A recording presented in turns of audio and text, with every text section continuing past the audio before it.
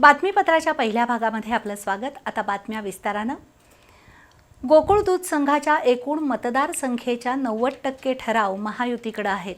त्यामुळे बिनविरोध निवडणुकीबद्दल चर्चा करण्याची गरजच नाही, कारण यंदाची गोकुळची निवडणूक महायुतीसाठी एकतर्फी होईल असा ठाम विश्वास खासदार धनंजय महाडिक यांनी व्यक्त केला। गोकुळच्या निवडणुकीसाठी आयोजित भाजपशी संबंधित ठरावधारकांच्या मेळाव्यामध्ये ते बोलत होते। दरम्यान भाजपचे 1431 आणि जनसुराज्यचे 545 असे एकूण 1976 ठराव आज सहाय्यक निबंधक कार्यालयात दाखल करण्यात आले। तर त्याचवेळी सर्व घटकांच्या अपेक्षा पाहता गोकुळची निवडणूक बिनविरोध होणं शक्य वाटत नाही, असं आमदार विनय कोरे यांनी स्पष्ट केलं। गोकुळ दूध संघाच्या निवडणुकीसाठी ठराव दाखल करण्याची प्रक्रिया सुरू आहे।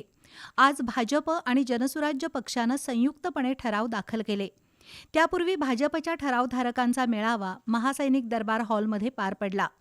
या मेळाव्याला माजी आमदार महादेवराव महाडिक, खासदार धनंजय महाडिक, गोकुळचे माजी अध्यक्ष अरुण नरके, आमदार शिवाजी पाटील, माजी मंत्री प्रकाश आवाडे, भरमूअण्णा पाटील, माजी आमदार सुरेश हळवणकर, संजय बाबा घाटगे, समरजित सिंह घाटगे, गोकुळच्या माजी संचालिका शौमिका महाडिक, चेतन नरके, अंबरीश घाटगे, जिल्हा परिषदेचे उपाध्यक्ष तानाजी पाटील, के.एस. चौगले, स्वाती कोरी, भाजपचे जिल्हाध्यक्ष नाथाजी पाटील, राजवर्धन नाईक निंबाळकर, गोकुळचे माजी संचालक धैर्यशील देसाई, विश्वास जाधव, दीपक पाटील, जिल्हा परिषदेचे माजी अध्यक्ष उमेश आपटे, पद्मजा आपटे, शिवशंकर हत्तरगी, प्रताप पाटील कावणेकर, प्रवीणसिंह पाटील, शेतकरी संघाचे अध्यक्ष दत्तात्रय राणे यांच्यासह विविध दूध संस्थांचे पदाधिकारी आणि ठरावधारक उपस्थित होते। खासदार धनंजय महाडिक यांनी भाजपची भूमिका मांडली। घटक पक्षांनी स्वतंत्र ठराव दाखल केले असले तरी महायुती म्हणून आम्ही एक दिलानं या निवडणुकीला सामोरं जात आहोत। भाजपकडे 1431 ठराव आहेत। त्यामुळे गोकुळच्या निवडणुकीत भाजपच मोठा भाऊ असल्याचा दावा खासदार धनंजय महाडिक यांनी केला। मुख्यमंत्री देवेंद्र फडणवीस, उपमुख्यमंत्री एकनाथ शिंदे आणि सुनेत्राताई पवार यांच्यासमोर आपापल्या पक्षाकडील ठरावांची माहिती दिली जाईल, पण या निवडणुकीत महायुती विजयी होईल आणि दूध उत्पादकांच्या हिताचं काम करेल असा विश्वास खासदार धनंजय महाडिक यांनी व्यक्त केला।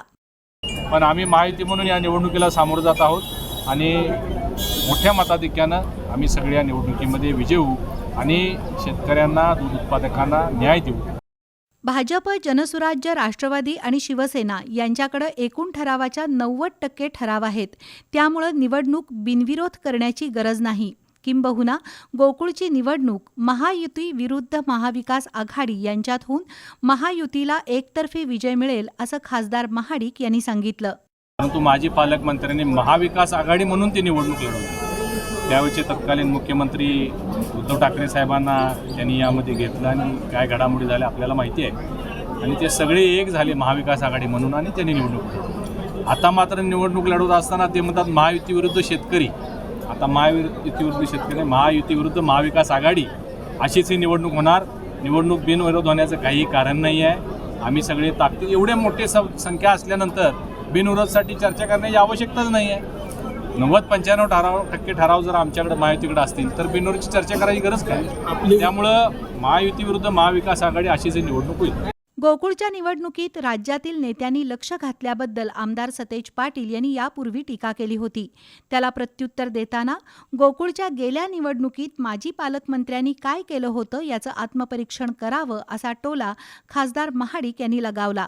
माजी पालकमंत्र्यांनी आत्मपरीक्षण करण्याची गरज आहे। माझ्या गाडीमध्ये कात्रणं आहेत। गेल्या 5 वर्षापूर्वी गोकुळची निवडणूक झाली होती, त्यावेळी कशा पद्धतीनं हस्तक्षेप मुख्यमंत्र्यांचा आणि अनेक मंत्र्यांचा त्यांनी त्यामध्ये करून आणला होता। त्यामुळे त्याने असं बोलणं योग्य नाही। आज महाराष्ट्रामध्ये महायुतीचं सरकार आहे। महायुतीच्या ताब्यामध्ये बहुतांश महानगरपालिका, जिल्हा परिषदा, नगरपालिका आता महायुतीच्या ताब्यामध्ये, सहकार क्षेत्रातल्या सुद्धा सगळ्या संस्था महायुतीच्या ताब्यामध्ये असल्या पाहिजे। ही भूमिका योग्य आहे, यामध्ये कुठलंही काय योग्य नाही आहे। यासाठी मुख्यमंत्री महोदय किंवा दोन्ही मुख्यमंत्री महोदय हे भाग घेतात, हे कार्यकर्त्यांना बळ देण्यासाठी भाग घेतात। गेली 5 वर्ष गोकुळमधील गैरकारभारावर आक्रमकपणे आवाज उठवणाऱ्या गोकुळच्या माजी संचालिका शौमिका महाडिक यांनी आज अत्यंत तडाखेबाज भाषण केलं। वैयक्तिक कुणावरही द्वेषापोटी आरोप केलेले नाहीत, पण चुकीच्या कारभाराविरोधात संघर्ष केला.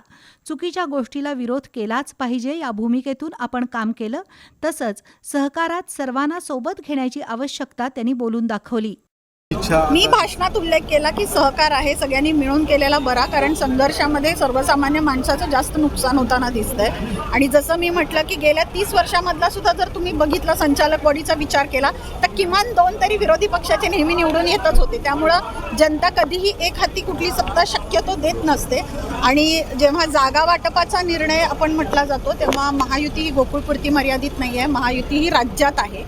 त्यामुळं राज्यातला मोठा भाऊ हा सगळीकडे सत्ता वाटपाचं समीकरण कसं होणार याबाबतचा विचार करेल. आणि मला असं वाटतं की दूध उत्पादकसुद्धा भाजपाच्या नेतृत्वामध्ये महायुतीच्या पॅनलला चांगलं स्वीकारतील.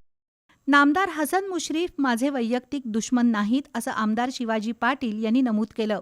पण शेतकरी हितासाठी आवाज उठवला. नियमबाह्य असणाऱ्या संस्थाच अपात्र ठरल्या. आता आजरा, चंदगड आणि गडहिंग्लज विभागाला योग्य न्याय मिळाला पाहिजे असं सांगत मुख्यमंत्री देवेंद्र फडणवीस जो आदेश देतील त्याचं पालन केलं जाईल असं आमदार शिवाजी पाटील म्हणाले. महायुतीच्या पॅनलचा एकतर्फी विजय असेल असा दावा समरजितसिंह घाटगे यांनी व्यक्त केला. तर गेल्या 5 वर्षात विरोधी गटाच्या दूध संस्थांबाबत झालेल्या भेदभावाची माहिती अंबरीश घाटगे यांनी दिली. तर जिल्हा परिषदेचे उपाध्यक्ष तानाजी पाटील आणि भाजपचे जिल्हाध्यक्ष नाथाजी पाटील यांनीही मनोगतं व्यक्त केली. मेळाव्यानंतर प्रमुख नेत्यांसह संस्थांचे प्रतिनिधी ठराव दाखल करण्यासाठी सहाय्यक निबंधक कार्यालयात आले. दरम्यान आमदार विनय कोरे यांच्या उपस्थितीत रेसिडेन्सी क्लबमध्ये जनसुराज्य शक्ती पक्षाच्या ठरावधारकांचा मेळावा पार पडला. जनसुराज्य हा भाजपचा सहयोगी पक्ष असून आमच्याकडे 545 ठराव असल्याचा दावा आमदार विनय कोरे यांनी केला. काही दूध संस्था न्यायालयात गेल्या आहेत, त्यामुळं कुणाकडं किती ठराव आहेत याबाबत नेमकं चित्र स्पष्ट झालेलं नाही. पण सगळ्यांच्या भावना आणि अपेक्षा पाहता गोकुळची निवडणूक बिनविरोध होईल का हे सध्या तरी सांगता येत नाही असं आमदार विनय कोरे यांनी स्पष्ट केलं. एका मर्यादेच्या बाहेर हॉर्स ट्रेडिंग होणं हे लोकशाहीला घातक असतं. त्यावेळेला जर बाबा आपण सार्वत्रिक एकमत जर करू शकलो, पण हे ज्या वेळेला जिल्ह्यांच्या निवडणुका असतात, आता हे सगळ्या जिल्ह्यातल्या प्रत्येक तालुका, प्रत्येक गाव ह्यात सभासद आहे किंवा घटक ह्यात सहभाग आहे, त्या सगळ्यांचं एकमत करणं एवढं सोपं आहे असं नाही. पण झालं तर कोल्हापूरच्या दृष्टीनं आणि संस्थांच्या दृष्टीनं, सहकार्याच्या दृष्टीनं चांगलं येईल असं मला वाटतं.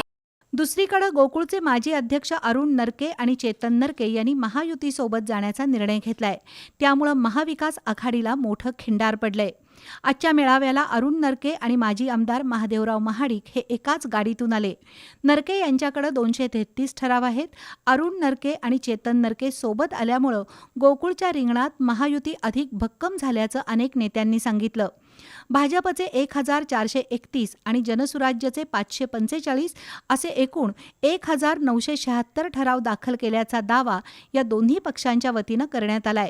दरम्यान AY पाटील आणि सत्यजित पाटील सरुडकर हे सुद्धा महायुतीसोबत येण्यासाठी इच्छुक असल्याची चर्चा आहे. त्यामुळं भाजप, शिवसेना, राष्ट्रवादी आणि मित्र पक्षांकडील ठरावांची संख्या 4000च्या वर जाईल आणि महायुती गोकुळच्या निवडणुकीत एकतर्फी बाजी मारेल अशी चर्चा होऊ लागली आहे.